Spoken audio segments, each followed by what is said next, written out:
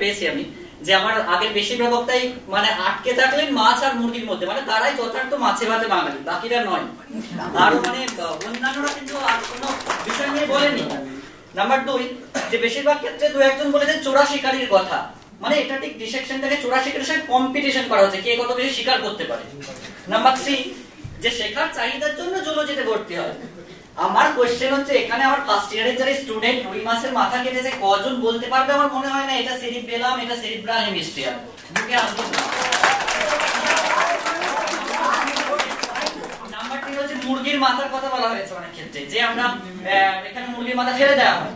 আমার কথা হচ্ছে যে বাড়িতে নিশ্চয়ই মাসে বা সপ্তাহে একদিন চিকেন হয়। যদি আমাদের শেখার আগ্রহ সত্যিই থেকে থাকতো তাহলে বাড়ির মুরগির মাথাটা নিয়ে কোনোদিন কি ডিসেকশন করেছি? ছুরি কাছে তো আমাদের কাছেই থাকে। ডিম কেন আমরা খাই? সেখান থেকে অনেক মুরগি উৎপন্ন হয়। কারণটা হচ্ছে পোল্ট্রি মুরগির ডিমটা শুধুমাত্র খাওয়ার জন্যই তৈরি করা হয়, এটা খাদ্য ব্যবস্থাটাকে টিকিয়ে রাখার জন্য করা হয়, নট ফর ওটা ডিম পরিস্ফুটন করার জন্য।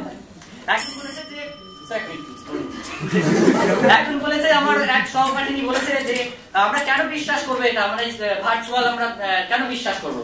তাহলে শুধুমাত্র কি সব বিষয়ে ডিসেকশন করি সেগুলোকে আমরা বিশ্বাস করি না? রুই মাছ বা কেঁচো ছাড়া অন্য কিছু বিশ্বাস করি না? আর এক সহপাঠী বলেছেন যে আমরা নিঃশ্বাসের মধ্যে অসংখ্য প্রোটোজোয়া বা আদ্য প্রাণী মেরেছি। ঠিক আছে, আমি তাকে প্লিজ রিকোয়েস্ট করছি যে 5 মিনিটের জন্য নিজের নাকটা বন্ধ করে ওইগুলোকে মারা থেকে বিরত রাখো।